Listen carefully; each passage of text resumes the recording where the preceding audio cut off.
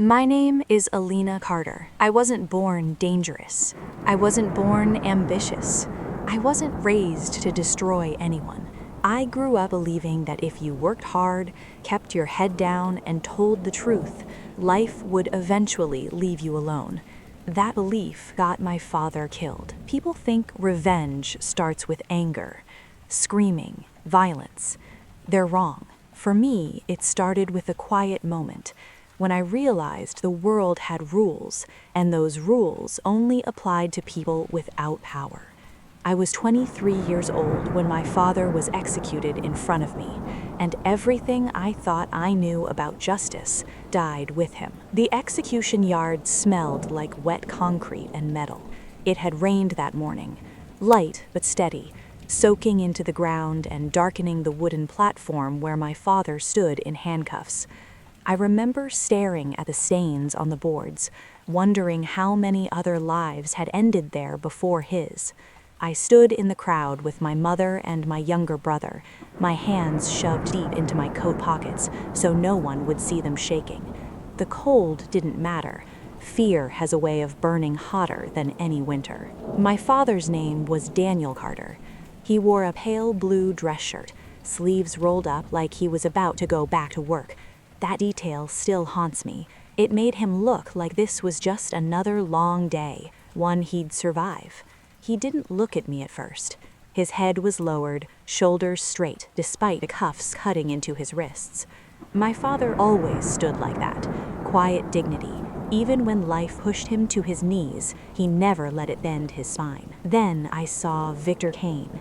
He stood off to the side, untouched by the rain, untouched by consequences. His dark coat fit him perfectly, expensive without being loud. Silver threaded through his hair, his face calm, almost bored. He didn't look like a killer. That's how men like him win. A man beside him began reading from a paper, his voice sharp and official. Daniel Carter, he announced, convicted of financial fraud, conspiracy, and theft from the Kane estate. It was a lie. Everyone there knew it, including the man reading it. But lies become facts when they're backed by judges, money, and armed men. My mother sobbed beside me, gripping my arm like she might disappear if she let go. My brother's jaw was clenched so tight I thought his teeth might crack. I felt nothing. Then my father lifted his head. Our eyes met. There was no fear in his gaze, no anger, just apology. "I'm sorry," his eyes said. "I couldn't protect you." The gunshot came before I could breathe. The sound ripped through the air and lodged itself inside my chest. Birds scattered from the nearby buildings. Someone screamed. My mother collapsed. I didn't move. I watched my father fall forward, watched red spread across his shirt, watched guards drag his body away like it was already forgotten. Victor Kane turned and walked away without looking back. That was when I understood something important. Justice is just a word rich men use when it suits them. They came to our house that night. 3 black SUVs. No sirens, no badges. Just tinted windows and engines humming like animals waiting to be fed. Men with guns filled our living room, boots grinding dirt into the carpet my mother had saved months to replace. One of them slammed my brother into the wall when he tried to fight back, splitting his lip. My mother dropped to her knees immediately. I stayed standing. Victor Kane entered last. He looked around our small home like he was inspecting damaged property. Then his eyes settled on me. They lingered longer than they should have. "You have 1 week," he said calmly. "Your father's crime left a balance." "My husband?" my mother said, broken. "He didn't." Kane raised a hand. "Debt doesn't disappear when someone dies. Someone always pays." He stepped closer to me. "Your daughter will marry my son." My mother screamed. Something inside me went completely still. I didn't cry, I didn't argue, I didn't beg. Because in that moment, I realized something else. If I was going to survive men like the Kanes, I would have to learn their language, and eventually, I would use it against them. If you've never been trapped before, let me explain something to you. Cages don't always have bars. Sometimes they have silk sheets, crystal glasses, and people smiling while they decide how long you'll belong to them. 1 week after my father's death, I stood at the gates of the Kane estate and understood that I had been traded like currency. The estate sat on a stretch of land so large it swallowed the horizon. Iron gates rose higher than reason, black and sharp at the edges, opening only after armed guards inspected the vehicle we arrived in. The driveway curved endlessly, flanked by trimmed hedges and stone statues that watched silently as we passed. I remember thinking how quiet it was. No neighbors, no noise, no witnesses. Perfect. The car stopped in front of the main house, a massive structure of stone and glass that looked more like a fortress pretending to be a home. Everything about it said power. The size, the symmetry, the absence of warmth. I stepped out slowly. No one rushed me. No one spoke to me like a guest. They watched me the way people watch something they already own. Victor Kane stood near the entrance, speaking quietly with a man in a dark suit. He turned when he saw me and nodded once, satisfied. "You're punctual," he said. I didn't answer. Inside, the house smelled like polished wood and money. Every surface gleamed. Every hallway seemed designed to make him feel small. Portraits of Kane men lined the walls, serious faces, expensive suits, cold eyes. Generations of people who had never needed permission to take what they wanted. A woman approached me, late 40s, perfectly styled hair, eyes sharp enough to cut. "I'm Margaret Kane," she said, "Victor's wife." Not my mother-in-law, I noticed. Not family. A title without warmth. She looked me over from toe to head, her smile thin and practiced. "We'll get you ready," she said. "The ceremony is tonight."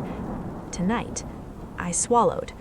They led me upstairs into a bedroom bigger than my entire apartment had been. A dress hung from the closet door. White, expensive, heavy, the kind of dress that pretends to mean something. While women I didn't know fixed my hair and makeup, I stared at my reflection. I didn't recognize the girl staring back. She looked calm, too calm, but behind my eyes something was learning how to wait. I met my husband for the first time an hour before the wedding. His name was Ethan Kane. He was tall, well-dressed, and handsome in the way men are when they've never been told no. Dark hair, clean jawline, eyes that carried confidence without effort. He smiled when he saw me. "Alina," he said, like my name belonged to him already. "I was hoping you'd be prettier in person." I held his gaze. "I was hoping you'd be less involved in my father's murder," I said quietly. The smile froze. Then he laughed. "You'll learn," he said, leaning closer, his voice low, "that hope doesn't get you very far in this family." That was the moment I understood something critical. Ethan Kane didn't see me as a wife. He saw me as collateral. The ceremony itself was fast, private, and empty of meaning. No friends, no family, just Kane men, Kane lawyers, and Kane witnesses. Vows spoken without emotion, rings slid on fingers without promise. When it was over, Victor Kane shook Ethan's hand. "Debt settled," he said. I felt something twist inside my chest. Not grief, resolve. That night, Ethan showed me exactly what my place was. Not with fists, not with bruises. That would have been too simple, too obvious. Instead, he used words. "You belong to this family now," he said, as we stood in the bedroom, the door closed behind us. "Your past doesn't exist anymore. Your loyalty does." I didn't agree to this, I said. He smiled again. "You didn't have to." I lay awake long after he fell asleep, staring at the ceiling, listening to the quiet hum of the estate around me. That was when I made my first decision. If I couldn't escape this cage, I would learn. The first thing you learn inside a cage like the Kane estate is this: power doesn't announce itself. It listens.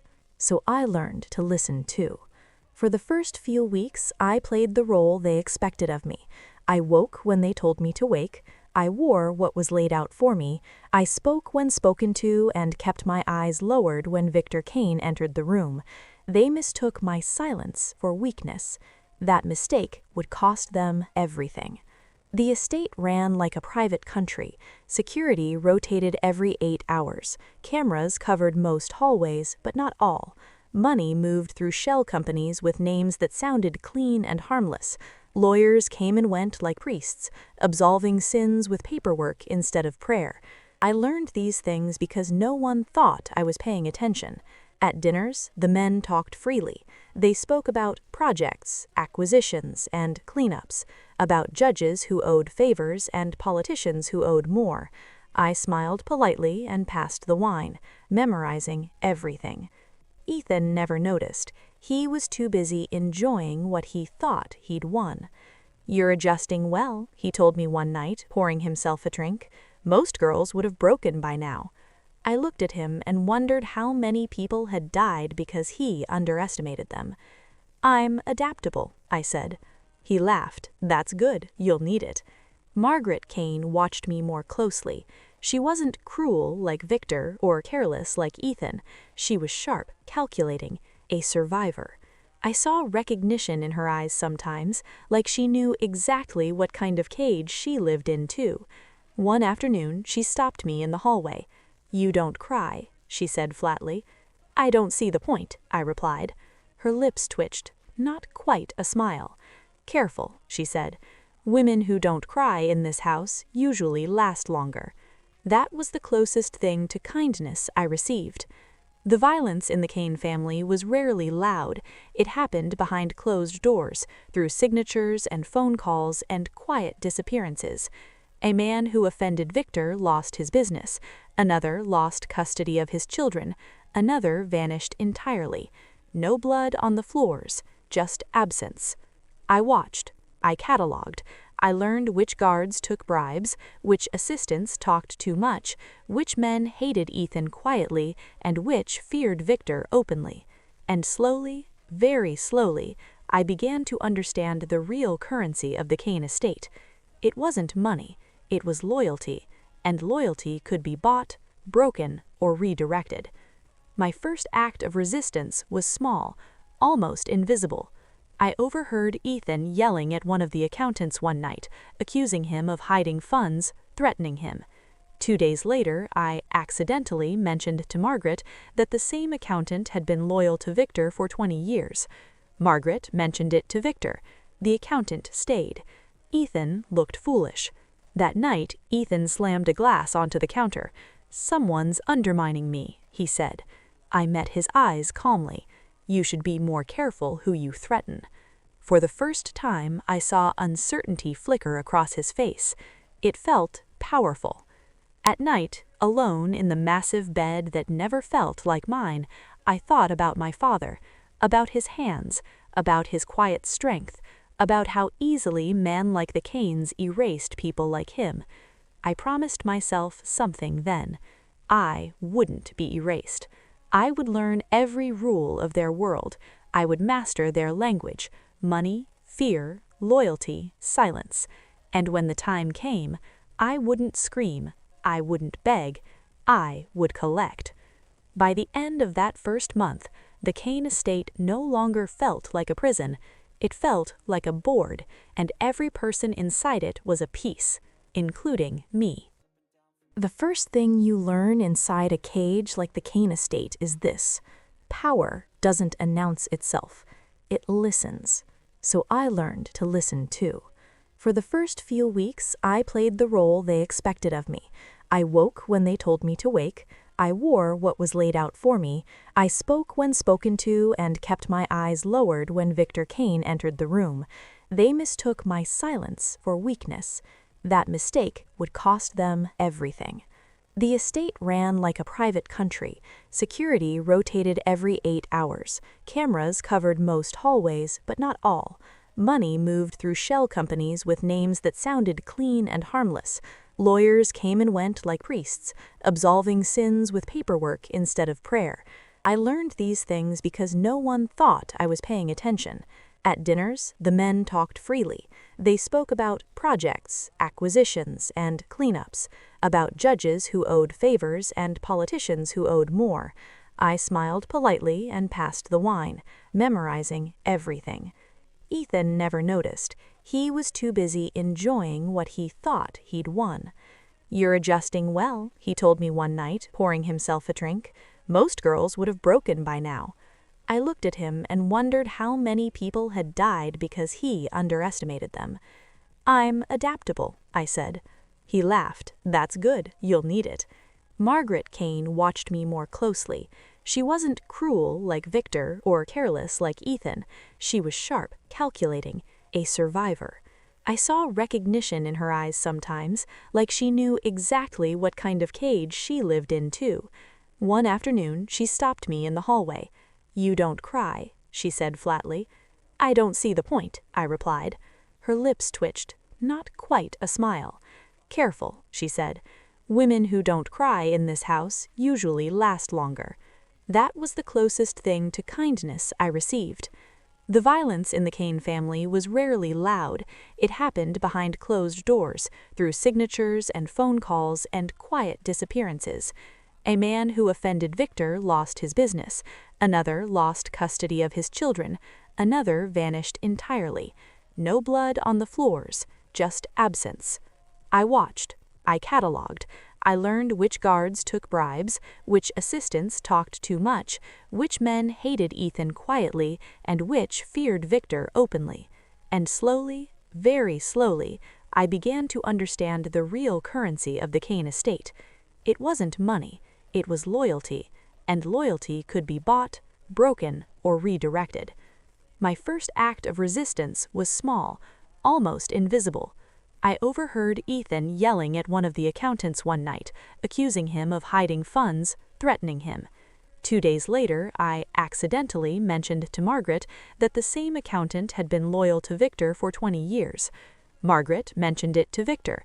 The accountant stayed. Ethan looked foolish. That night, Ethan slammed a glass onto the counter. "Someone's undermining me," he said. I met his eyes calmly. "You should be more careful who you threaten." For the first time, I saw uncertainty flicker across his face. It felt powerful. At night, alone in the massive bed that never felt like mine, I thought about my father, about his hands, about his quiet strength, about how easily men like the Kanes erased people like him. I promised myself something then. I wouldn't be erased. I would learn every rule of their world. I would master their language, money, fear, loyalty, silence. And when the time came, I wouldn't scream, I wouldn't beg, I would collect. By the end of that first month, the Kane estate no longer felt like a prison. It felt like a board, and every person inside it was a piece, including me. The most dangerous changes happen without noise. No alarms, no gunshots, just a slow realization that the ground beneath you has shifted and you don't know when it happened. That's how the Kane family began to fall. By then, I understood the estate better than most of the people who had lived there their entire lives. I knew which accounts funded which operations, which companies were clean, and which were dirty enough to bury a man forever. I never touched anything directly. I didn't have to. I let people talk. I let egos clash. I let secrets rot. Ethan grew desperate. He wanted control faster than Victor was willing to give it. That impatience was his weakness. One night, he came to me drunk. "My father doesn't respect me," he said, slurring slightly, "but he will." I looked at him calmly. "Power doesn't come from demand," I said. "It comes from leverage." He leaned closer. "Help me." That was the moment I'd been waiting for. I gave Ethan just enough information to hurt himself. A fake lead, a manipulated document, a suggestion whispered at the right time. He moved money without approval, tried to outmaneuver Victor, and failed spectacularly. Victor found out. The punishment wasn't loud. Ethan was removed from key meetings, his access restricted, his authority quietly stripped. He blamed me. "You set me up," he said one night, eyes wild. I met his gaze evenly. "You asked for help," I said. "You just didn't know what kind." That was the night he realized I was no longer his prisoner. The first death connected to my plan wasn't ordered by me. It was a man named Richard Bell, one of Victor's oldest partners. He panicked when pressure from rivals increased, tried to flee, tried to talk. Victor silenced him. The body never surfaced, but the fear did. Others noticed. Loyalty began to fracture. Marcus Hale approached me again. "You're changing things," he said quietly. "Things were already broken," I replied. He studied me for a long moment. "Just make sure you know how far you're willing to go." I did. I'd crossed that line the moment my father fell. By the end of that chapter of my life, the Kane estate no longer felt like a kingdom. It felt like a house built on sand, and I was the tide. There comes a moment in every story like mine when the enemy stops underestimating you. They don't apologize for it, they don't admit they were wrong, they simply look at you differently. Victor Kane reached that moment because of a name he thought had been erased forever: my brother's. For months after my marriage, I had been told the same lie. Your family has been taken care of. Your brother is safe. You should be grateful. Gratitude is a word men use when they want silence in return for mercy. I never believed them, so I searched quietly, through old contacts, through documents that weren't meant to be read, through conversations that stopped when I entered rooms but continued when I lingered long enough. I learned the truth on a Tuesday afternoon in the estate's West Wing office. My brother wasn't safe. He was leverage. Victor Kane had sent him away to a private detention facility under a false name, one of many places the Kane money kept invisible. He was alive, barely, and being reminded daily of why obedience mattered. When I saw the file, my hands didn't shake, my heart didn't race. It went very calm. That kind of calm is dangerous. I didn't confront Victor. I didn't rush to rescue my brother. That would have been emotional, and emotions get people killed. Instead, I became indispensable. I positioned myself where information passed through me naturally: schedules, finances, introductions. I started being invited into conversations instead of overhearing them. When people asked questions, I answered carefully, accurately, and without fear. They began to rely on me. That reliance was my shield. Victor watched me from across rooms now. I felt it. His eyes no longer slid past me. They followed me, measuring, reassessing. One evening, he stopped me in the study. "You're not who I expected," he said. I smiled politely. "Neither are you." A long pause followed. "Most women in your position break," he said, "or they disappear." "I'm still here," I replied. His lips curved slightly, not a smile. "That's what concerns me." Ethan was unraveling. Stripped of influence, surrounded by people who no longer feared him, he became reckless. He drank, he threatened, he made enemies he couldn't afford. One night, he grabbed my arm hard enough to bruise. "You think you've won," he said. I looked down at his hand, then back at his face. "Let go," I said softly. He did. Fear had finally reached him. The past didn't stay buried much longer. A journalist began asking questions, subtle ones, old ones, about Daniel Carter, about evidence that never made it into court. Victor Kane shut it down fast, too fast. That was when I knew I'd done enough damage to be noticed. Empires don't fall all at once. They crack.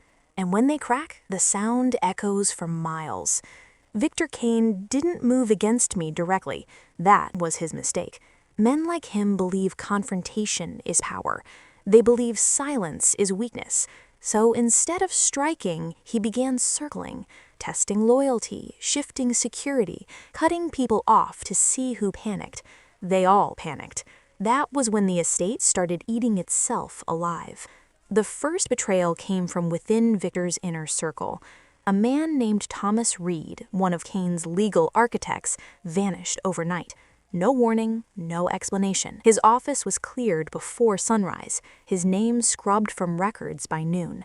But what Victor didn't know was that Thomas had already talked, not to the authorities, to rivals.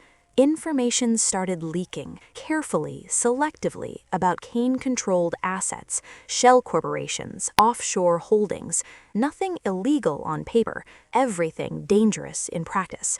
Stocks dipped, partners demanded meetings, enemies grew bolder.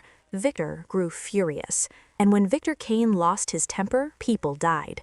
Security tightened across the estate. Gates locked earlier, guards doubled, cameras installed where there hadn't been any before. Every movement documented, except mine. Marcus Hale made sure of that. He never said it outright, but his actions were clear. Routes stayed open, logs went unfiled, certain cameras went offline at convenient times. One night, he met me near the service hall. "You're pushing him," he said quietly, "hard." I replied, "He pushed first." He studied me for a long moment. "When this turns violent, there's no stepping back." I nodded. "I know." That wasn't a lie. Ethan made his final mistake shortly after. Desperate to regain control, he tried to cut a deal behind Victor's back with men who had been waiting years to tear the Kane empire apart. I didn't stop him. I encouraged him. A whispered suggestion, a carefully planted rumor, a reminder that power favors the bold. Ethan took the bait. Victor found out within days. The confrontation shook the estate. I heard shouting echo through marble hallways, doors slammed, glass shattered. When Ethan emerged, his face was pale, his hands shaking. He didn't look like a Kane anymore. He looked like a liability. That night, Ethan packed a bag. By morning, he was gone. Officially sent away for recovery. In reality, exiled. Stripped of his name. Stripped of protection. Victor Kane stood alone then, surrounded by people who feared him, not people who believed in him. That distinction matters. Fear keeps people close. Belief keeps them loyal. Victor had lost both. I made my move. Using channels I'd spent months cultivating, I rerouted key financial flows. Nothing dramatic, just enough disruption to stall operations, delay payments, trigger audits. The empire slowed. That's when outsiders noticed weakness.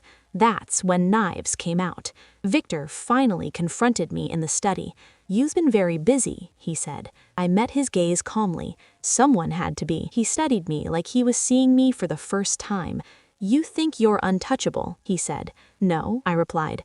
"I think you're outnumbered." The silence between us was heavy. For the first time, I saw doubt in Victor Kane's eyes, and doubt is fatal to men like him. By the end of that week, the Kane estate was no longer secure. Phones rang non-stop, meetings ran late, guards watched each other more than they watched the gates. The marble floors still shined. The fire burned underneath. There is a moment before collapse, when everything becomes very clear. No confusion, no doubt, just understanding. The Kane estate reached that moment on a night that was too quiet for safety. The lockdown began at dusk. Gates sealed, security doubled, phones collected from staff under the excuse of a network breach.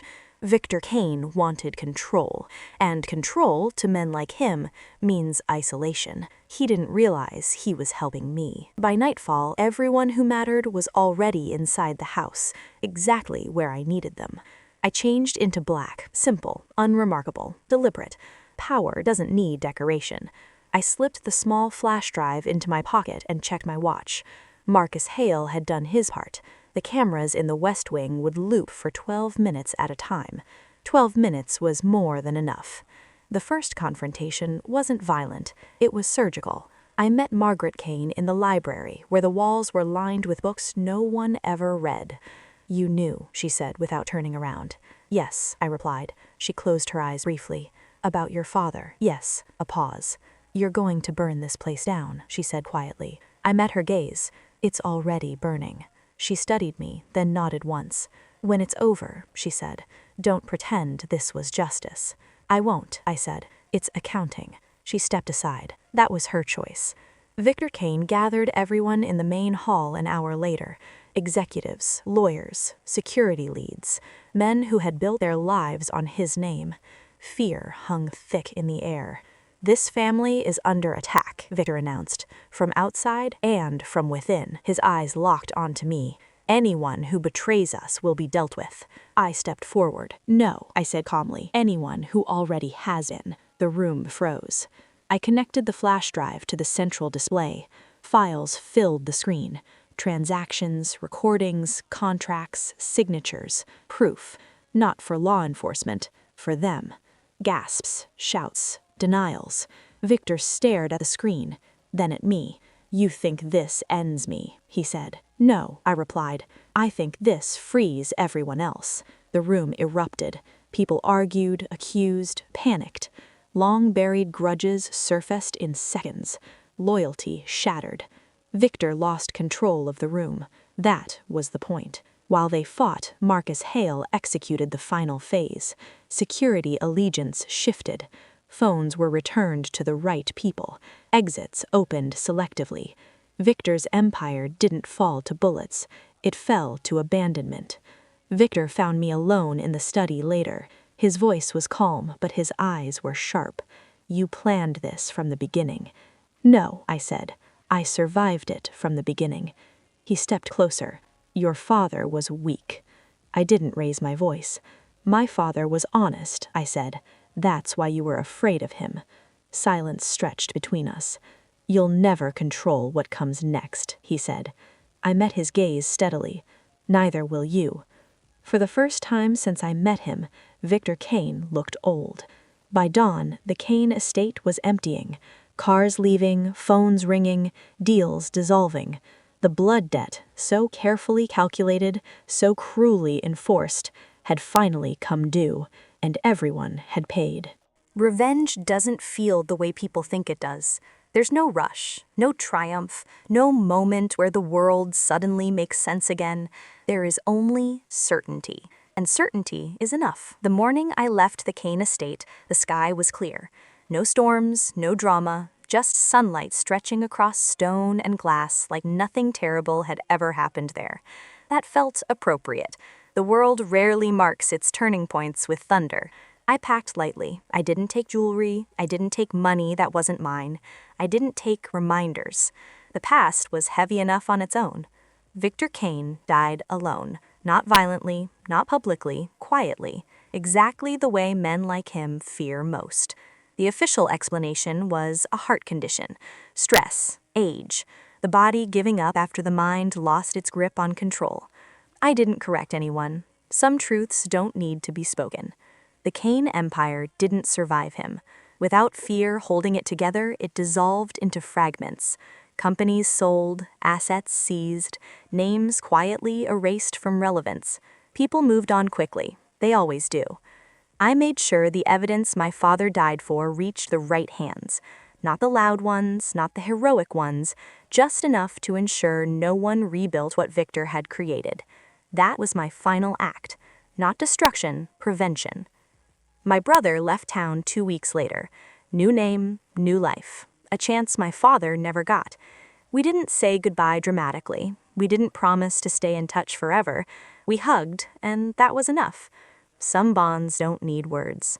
I never went back to the estate. I didn't need to. It existed now only as a lesson, one carved into memory instead of stone. That power without conscience always collapses. That silence can be sharper than violence. That a woman underestimated is a dangerous thing. People sometimes ask who I am now. I tell them the truth. My name is Alina. No last name, no history they can trace. I don't need one anymore. The blood debt was real. It just wasn't paid the way Victor Kane intended.